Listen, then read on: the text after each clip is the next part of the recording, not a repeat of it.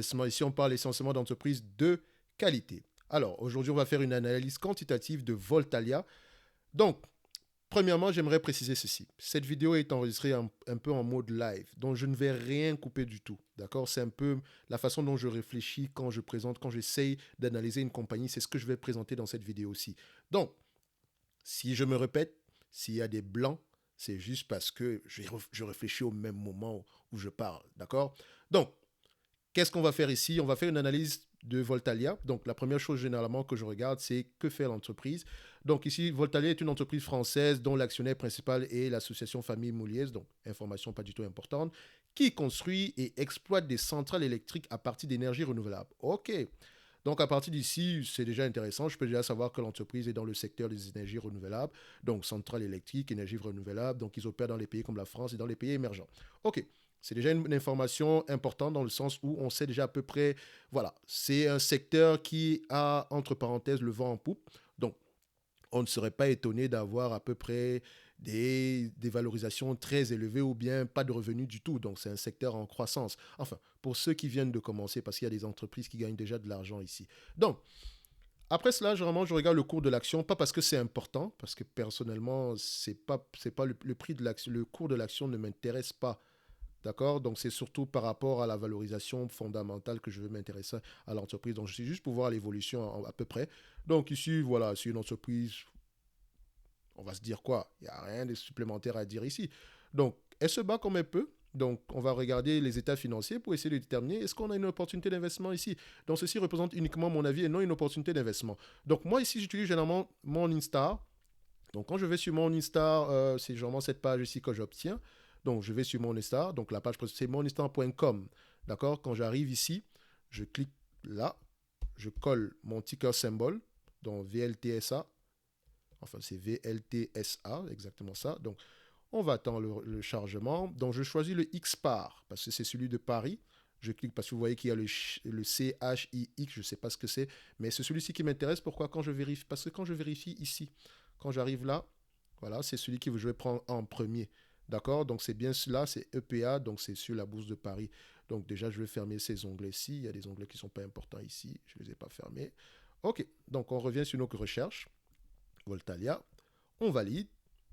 Je tombe sur cette page-ci. Bon, encore une fois, vous avez la description de la compagnie ici. Bon, ce que vous pouvez généralement faire, c'est qu'il y a un logiciel que j'utilise généralement parce que je ne fais pas la traduction sur la page. Parce que si vous avez un truc comme Google Chrome, vous pouvez cliquer sur traduire. Donc, ça va traduire toute la page, mais ça va faire du mot à mot.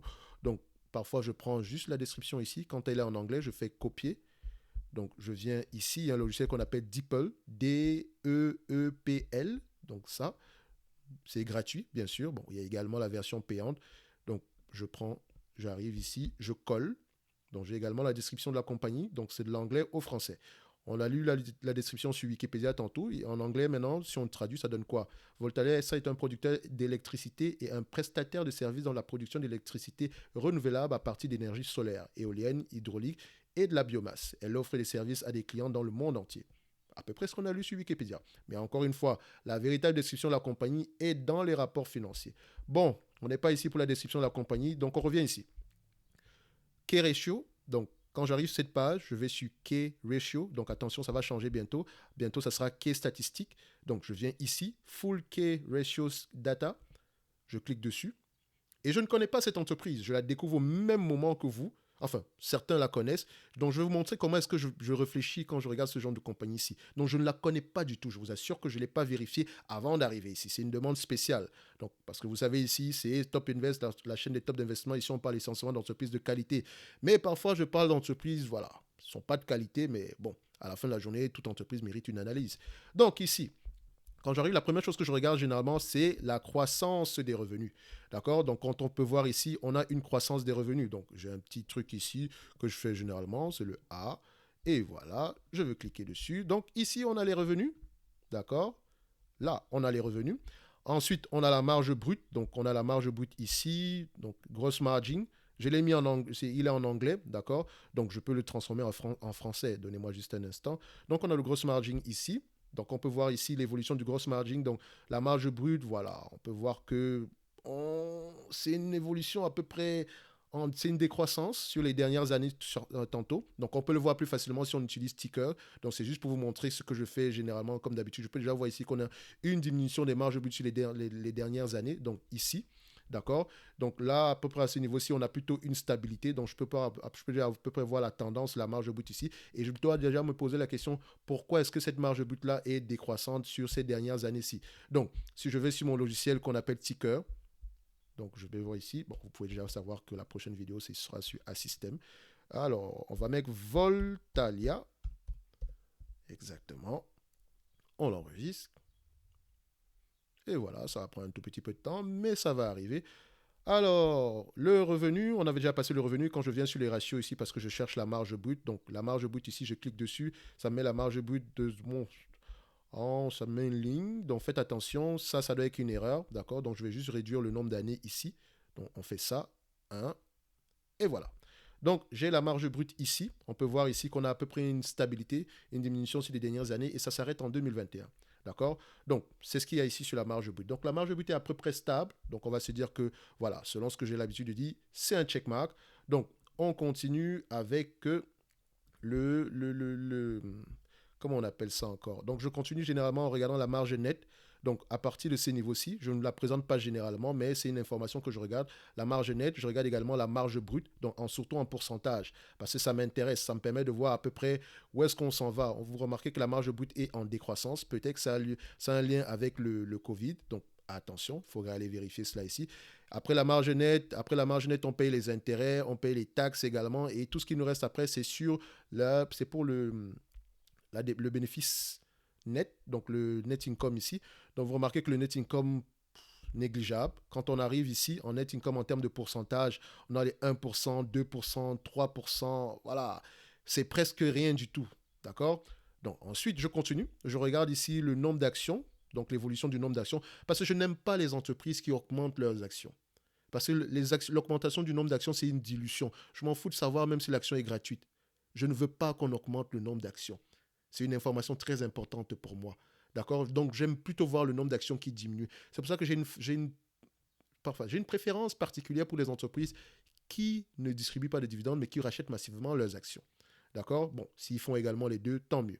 Donc, ici, le nombre d'actions augmente. Je n'aime pas ça. Ce n'est pas un checkmark. Donc, je peux déjà voir que c'est une entreprise qui se finance en émettant de plus en plus d'actions. Vous allez voir tout à l'heure. Donc ensuite, quand j'ai terminé de regarder ça ici, je vais regarder ce qu'on appelle le operating cash flow. Donc ici, je vais le mettre en français pour vous. Donc donnez-moi juste un instant. Ça va prendre quelques secondes. C'est exactement comme ça que je fais mes analyses. Hein. Au début, je ne fais rien du tout. Je regarde les entreprises comme je suis en train de vous montrer présentement. Donc, et je réfléchis de la même façon. Donc, je vous dis exactement ce qui me passe par la tête. Donc, je l'ai mis ici en français. Donc, le flux de trésorerie d'exploitation, c'est ça. D'accord, ce sont les bénéfices opérationnels, c'est le bénéfice net plus la dépréciation amortissement, plus ou moins certaines variations en termes de capital, en termes de working capital. Donc la dépense en roulement, s'il y a plus ou moins, donc ça dépend. Donc ici, c'est pas le bénéfice, c'est pas une marge bénéficiaire, attention. Enfin, ça fait partie des marges bénéficiaires, mais c'est pas le bénéfice net ni c'est pas le free cash flow. Donc, quand on fait flux de trésorerie d'exploitation moins dépenses en capital, on a le free cash flow. Et le free cash flow, c'est le flux de trésorerie disponible. D'accord?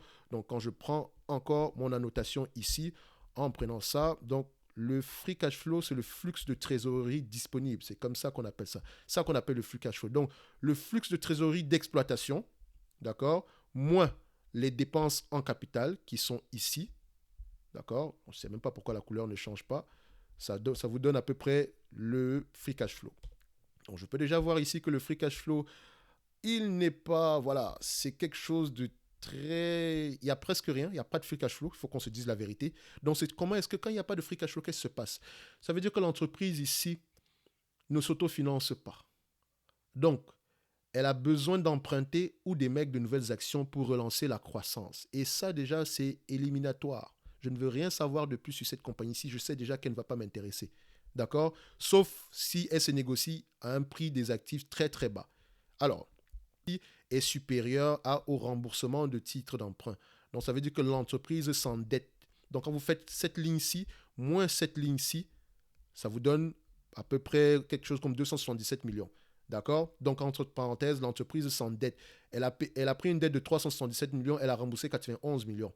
Elle a pris une dette de 252 millions, elle a remboursé 42 millions. Attention, cette ligne et cette ligne se ressemblent parce que cette ligne, c'est les 12 derniers mois. Donc, ça, techniquement, si ça n'a pas changé, c'est parce que les 12 derniers mois correspondent encore au mois de décembre 2021. Donc, peut-être qu'elle n'a pas encore publié ses résultats ou bien ils n'ont pas encore été mis à jour ici. Excusez-moi. Ça ne change presque rien du tout. Et vous remarquez ici, cette ligne, émission d'actions ordinaire, vous remarquez que c'est une entreprise qui a émis 370 pour 370 millions d'actions, d'accord?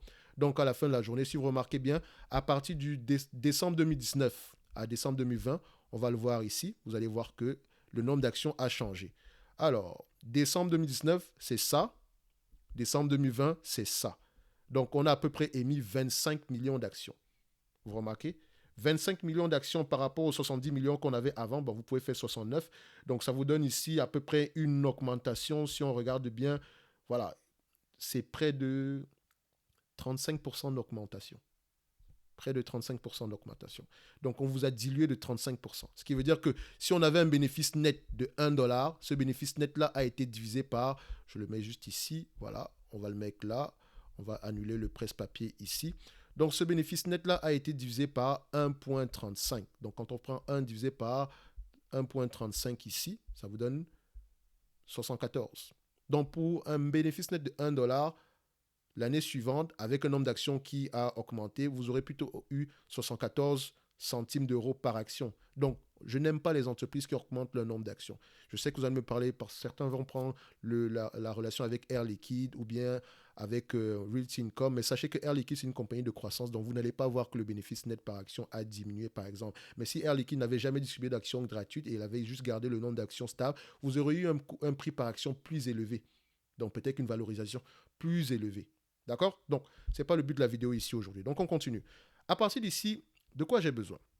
Vous savez généralement que quand je regarde une entreprise, j'ai besoin de savoir quel est le volume, quelle est la croissance de l'entreprise. Je peux regarder ici que la croissance sur les 10 dernières années, c'est 40%. Sur les 5 dernières années, c'est 23%. Sur les 3 dernières années, c'est 25%. Et sur l'année précédente, c'est 67%. Donc, nous avons carrément une entreprise ici qui est en pleine croissance. On peut se dire littéralement qu'ici, on peut avoir une croissance à peu près de 10 à 15% sur les prochaines années. D'accord? Mais ça, je n'ai pas encore lu les états financiers. Attention, la croissance peut brusquement s'arrêter, comme ici, entre 40% ici et l'année qui suit, on a eu 1%. Donc, faites très, très attention. Donc, ici, si, pour moi, je pense que la croissance va continuer, c'est par rapport aux lectures que je vais avoir sur la compagnie. Donc, présentement, il y a de bonnes chances que l'entreprise soit en croissance. D'accord? Dépendamment de son activité, elle peut avoir un ralentissement ou bien une accélération. Donc, ici, qu'est-ce que je fais? Je vais dire ici que la croissance, je vais mettre 15% de croissance. D'accord? Et on va être très gentil en mettant 15% de croissance. Très gentil. On n'a même pas encore vérifié cela. 15% de croissance. Donc, j'ai coupé la poire en deux. Si vous remarquez bien ici, j'ai 40%, j'ai 23%, 25%, 67%. Techniquement, si on est aux alentours, si on a plus de 15%, tant mieux. D'accord? Donc, 15% de croissance. Le revenu actuel est de combien? 359 millions. Ça, c'est le revenu actuel. Donc, je reviens ici, je mets mon 359 millions. 359. D'accord? La dette nette, quand je viens ici sur mon tableau, pour chercher la dette nette, je viens ici, donc je vais sur Balance Sheet. Alors, on descend et je prends la net dette ici. Donc, dette nette en anglais. Donc, dette nette en anglais, je vais juste fermer ça ici. Et voilà, la dette nette ici, ça vous donne 0,77. Donc, c'est à peu près 770 millions pour la dette nette.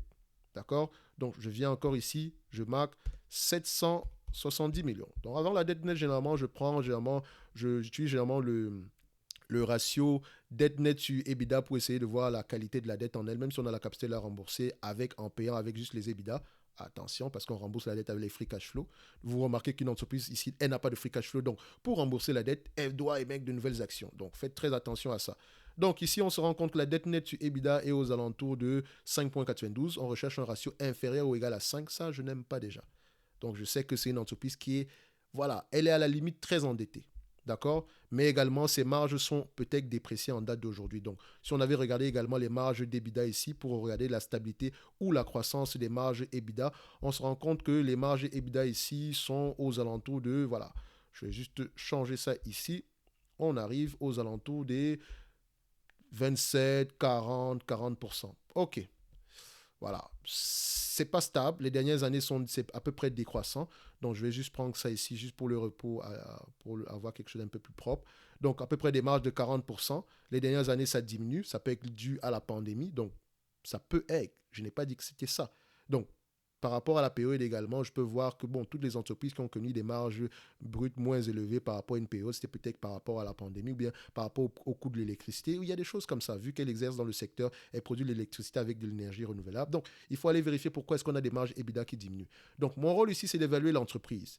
Qu'est-ce que je vais faire? Et c'est là la grosse question. Parce que nous avons une entreprise ici qui a des marges bénéficiaires de 1-2%, des free cash flow inexistants. Comment est-ce que je fais pour analyser ce genre de compagnie? Premièrement, la façon la plus rapide, c'est l'évaluer par rapport à la valeur de ses actifs tangibles nets par action. D'accord? Donc, quand je vais venir ici, actifs tangibles net par action, je descends, je prends le Tangible Book Value per Share. Donc, je clique dessus. Qu'est-ce que ça va me donner? Alors, qu'est-ce que ça veut dire? Ce ratio, ça veut dire que si l'entreprise ferme complètement, vend tous ses actifs à leur juste valeur, rembourse la dette, j'aurai 4,26 €. D'accord? J'aurai 4,26 €. Première chose. Maintenant, ça c'est la première façon d'évaluer l'entreprise. Après ça, vu qu'elle a des marges bénéficiaires erratiques, je me dirais ceci, c'est une entreprise en croissance. Généralement, les entreprises en croissance, comment on appelle ça? Leur bénéfice net n'est pas exactement ce que vous voyez. D'accord? Dans le sens où leur but premier n'est pas d'avoir des bénéfices nets. C'est d'abord de financer la croissance. D'accord? Surtout parce que si elle a besoin d'énormément d'infrastructures, elle doit financer la croissance. Et donc, si elle finance la croissance, soit elle émet de la dette ou elle, elle émet de nouvelles actions.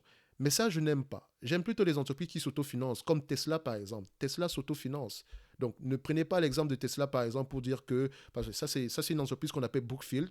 Donc, si Brookfield également, c'est une entreprise que j'ai prise sur l'exemple avec Neoen, qui est une vidéo qui est présentement sur la chaîne. Vous allez voir que, voilà, si on compare à Brookfield, ils font à peu près la même chose, énergie renouvelable, production uniquement, d'accord, production et revente. Donc, Brookfield a une démarche bénéficiaire de 20%. D'accord? Si vous regardez ici, les marges bénéficiaires sont aux alentours. Ici, quand on prend le free cash flow, voilà, à peu près ici, voilà, 20%. D'accord? On va y arriver. Donc, 20%, je vais vous juste pour le montrer ici à nouveau.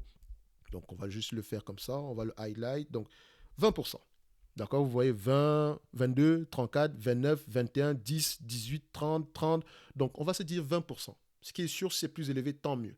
D'accord? Parce qu'ici, on fait des estimations. On ne veut pas avoir précisément raison, on veut avoir le moins tort possible. Mais ici, on a une entreprise qui, voilà, a des marges bénéficiaires de 1 à 2%. Alors, ce que je vais faire ici, je vais calculer les marges bénéficiaires de l'entreprise avec, la croissance des revenus. Donc, premièrement, tout ce que vous voyez ici, ne le prenez pas en considération. Valeur d'entreprise chez EBITDA, ce n'est pas ce qu'on va calculer. Ou bien l'EBITDA ici, ce n'est pas de ça dont j'aurais besoin. Premièrement, ici, c'est le multiple. Donc, le multiple ici, je vais le prendre à 25, vu que c'est une compagnie, entre parenthèses, de croissance. Et même si je pense qu'elle ne mérite pas 25, parce que généralement, ce sont des industries qui demandent énormément d'investissement, donc 20 fois les bénéfices, 17 fois les bénéfices, je pense que c'est déjà beaucoup. Mais je vais prendre 25, pour être gentil. On ne cherche pas à avoir précisément raison, c'est d'avoir le moins tort possible. Au moins, je sais qu'en prenant 25 fois les bénéfices, 25 fois les bénéfices, ça représente un rendement de 4%. Donc, je vous ai toujours dit que le PER, en fait, c'est un rendement. Quand vous prenez quelque chose à 25 fois les bénéfices, en fait, vous sous-entendez que c'est un rendement de 4%. Tout en sachant qu'aucun rendement ne doit être supérieur à 100%. D'accord? Alors, quand on revient ici, une fois que j'ai pris mes PER, je vais sélectionner ici, à ces niveaux-ci, mes free cash flow. Donc, en date d'aujourd'hui, l'entreprise, à l'état actuel des choses, avec des revenus de 360 millions, donc sans croissance, d'accord, j'ai arrondi, a des free cash flow ou bien une dette nette aux alentours de, pas une dette nette, ou bien un net income aux alentours de 2%. Vous avez vérifié, on s'est dit ici, vous avez vu que c'est même pas parfois 2%, c'est 1%, parfois 0%, donc c'est difficile de l'estimer. Mais j'essaye. C'est pour ça que je vais prendre, premièrement, ce que l'entreprise rapporte présentement. Deuxièmement, je vais prendre ce que les analystes disent, donc en prenant en considération les analystes ici. Donc, la première chose que je vais regarder, c'est combien d'analystes il y a sur le groupe. Enfin, il y a à peu près 6 analystes ici. Ça, voilà, je vous préconise d'en prendre toujours plus de 5. Si on a plus de 5, tant mieux. Si on a une dizaine, c'est parfait. Donc, je vais voir exactement ici les marges préconisées par les analystes. On s'entend déjà que si on parle de revenus, les analystes pensent que le revenu va continuer à augmenter jusqu'en 2024. Après, on aura une baisse des revenus. Donc, je ne sais pas. Donc, il faudra aller voir pourquoi est-ce que les analystes disent ceci. Mais ce n'est pas le but. Ici, on va regarder les marges. Donc, ça apprend avec des pincettes parce que les analystes, comme son nom l'indique, ce sont des analystes. À la fin de la journée, ils font également des hypothèses. Il faut savoir sur quoi se basent ces hypothèses. Donc, ils préconisent que d'ici 2025, on aura des marges de 20%. Maximum. Mais dans les années à venir, on sera à peu près à 10%. OK. Premièrement, on va prendre l'entreprise avec les marges actuelles. D'accord? Si on prend les marges actuelles, 2% de 360 millions sans croissance, ça va vous donner combien? 7 millions 200. D'accord? On va prendre, ça donne 7,2. Moins la dette nette divisée par le nombre d'actions, 0. Donc l'entreprise appartient à ses créanciers. La deuxième hypothèse, j'avais dit ici qu'on prenait une croissance de 15% sur les 5 prochaines années. Et je vous ai dit ici la croissance, je ne sais pas comme si je l'avais vérifié. C'est en prenant en considération la croissance passée et on essaye de voir si on pourrait aller dans le même sens. Mais on doit toujours faire confiance aux lectures. Donc, qu'est-ce que le management dit? Nos connaissances de l'industrie. Quelle est la taille de l'industrie? Pourquoi est-ce que je pense que l'entreprise pourrait avoir une croissance de 15%? Est-ce que c'est parce que présentement, le marché est tellement grand qu'il reste énormément de parts de marché à prendre, ou bien je pense qu'à la fin, c'est le management qui donne des objectifs de croissance. Donc, faites très attention. Alors, quand on prend 15% de croissance, ça revient à 1,15 ici, exposant 5. 1,15 exposant 5, ça nous donne 2 fois. Donc, ça revient à multiplier le revenu par 2. Si on a un revenu de 360 millions ici, donc multiplié par 360, ça vous donne ici à peu près 724 millions. D'accord. 724 millions. Maintenant, dans ces 724 millions ici, on s'entend que, disons que l'entreprise a des marges bénéficiaires de 20%. J'ai exagéré, hein, en prenant le maximum des analystes. 20%, ça donne ici 145 millions. D'accord? Donc, je viens ici, je marque mon 145 millions. D'accord? Ça me donne ceci. Si l'entreprise a une croissance de 15% sur les 5 prochaines années, donc si elle arrive à avoir un revenu total aux alentours de 724 millions, des marges nettes, donc des free cash flow, entre parenthèses, de 20%, on aura des free cash flow de 145 millions quand j'arrondis. Donc, si vous prenez 145 millions multiplié par le nombre d'actions, multiplié par le PER de 25, moins la dette nette d'aujourd'hui, parce que cette dette nette-là pourrait être plus élevée, attention, moins le nombre, divisé par le nombre d'actions d'aujourd'hui, parce que ce nombre d'actions-là pourrait également augmenter, attention, on aurait une valeur à peu près aux alentours de 29,40 €. Donc l'entreprise serait sous-évaluée au prix actuel. Mais il y a deux inconnus. Cette partie, la dette nette pourrait augmenter, le nombre d'actions pourrait augmenter. On a vu ici que c'est une entreprise qui n'est pas disciplinée au niveau de sa dette. Elle n'est pas également disciplinée au niveau du nombre d'actions.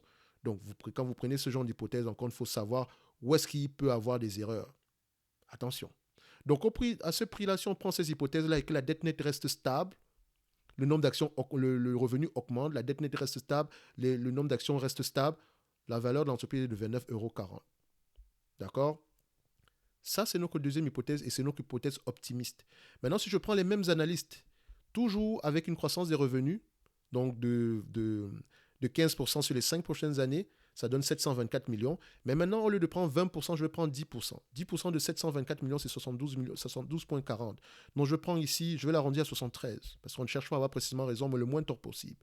Donc, 10% de marge bénéficiaire sur un revenu de 740, enfin, un revenu de 724 millions ici, d'accord? Ça donne ici 73 millions.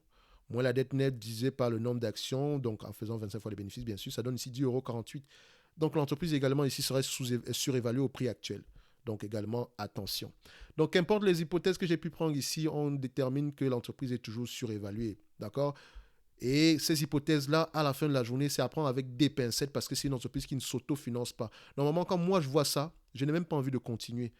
Parce que c'est pas une entreprise qui pourrait m'intéresser à long terme parce que je ne sais pas si on va continuer à mettre des actions, je ne sais pas si la dette va continuer à augmenter, donc je préfère la laisser mûrir. Même si elle m'intéresse, je la mets de côté. Donc, idéalement, la valeur de cette entreprise-ci, s'il fallait l'évaluer comme un value investor, comme voilà, quelqu'un qui aimerait prendre le moins de risques possible, évaluez-la par rapport à la valeur de ses actifs nets par action. Donc, c'est une entreprise que vous allez acheter au bas mot à partir de 4,26 € par là. 4,26 € si on sous-entend que la valeur de ses actifs actuellement, c'est sa juste valeur. Ça peut être bien sûr plus élevé parce que ce n'est pas comme dans l'immobilier, ce n'est pas ajusté chaque année, attention. Donc c'est au prix d'achat. Donc si on l'achetait à 1 million d'euros il y a 20 ans, dans les livres, ça vaut 1 million d'euros moins la dépréciation. Parce que les actifs tendent à perdre de la valeur avec le temps. Mais attention, certains également gardent leur valeur plus longtemps ou bien prennent de la valeur, dépendamment de ce que vous faites. Donc, cette entreprise ne représente pas une opportunité d'investissement ici aujourd'hui pour tout le bavardage que j'ai eu à faire tantôt. Donc, c'est une vidéo qui est assez longue. Je vous ai montré à peu près qu'est-ce que je fais, comment est-ce que je fais pour faire l'évaluation d'une entreprise. Donc, j'ai réfléchi au même moment où j'étais en train de faire mes hypothèses. Donc, si moi, j'avais été intéressé par Voltalia, juste en faisant ceci, je sais déjà que en date d'aujourd'hui, on n'a pas de revenus nets, on ne s'autofinance pas, le nombre d'actions augmente, la dette augmente, les marges sont erratiques. Voilà, qu'est-ce que je vais faire ici? Et surtout dans une période actuelle, je m'en fous de savoir si c'est énergie renouvelable ou pas de tout. Moi, le plus important pour moi, c'est de protéger mon capital. D'accord? Je ne suis pas là pour donner de l'argent. D'accord? Donc, premièrement, tout ce que je vois ici ne m'intéresse pas. J'aurais pu rester sur cette page ici et déterminer que je ne veux pas investir dans cette compagnie juste en me limitant sur ça. D'accord? Mais attention, ça ne veut pas dire que vous ne devez pas lire les rapports financiers. Si elles vous intéressent, lisez vos rapports financiers. À la fin de la journée, si vous entendez que le management vous dit à partir de l'année prochaine, on aura des marges de 30%, je ne peux pas le voir ici. Mais tout est dans les rapports financiers parce qu'ils vous donnent également ce qu'on appelle généralement les prévisions ou les guidance. Donc, il faut faire très attention, il faudrait lire vos rapports financiers. C'est ça votre avantage en tant qu'investisseur. Donc, ça sera une vidéo un tout petit peu plus longue, mais voilà, c'est comme ça que je pense, d'accord? Je ne vais rien couper du tout. Donc, à la fin de la journée, toutes les vidéos que vous voyez présentement, généralement sur la chaîne qui sont de 5 minutes, en fait, en réalité, voilà la véritable longueur de ces vidéos-là. Donc, je les découpe un tout petit peu pour que ce soit un peu plus potable. Mais, à la fin de la journée, un petit pouce bleu, ça fait plaisir. Un commentaire. Ici, on est là pour discuter à la fin de la journée. D'accord? Voltalia ne m'intéresse peut-être pas, ça pourrait vous intéresser, mais sachez dans quoi vous mettez les pieds. Dans tous les cas de figure, on se donne rendez-vous sur la prochaine vidéo. Et d'ici là, portez-vous bien. Merci.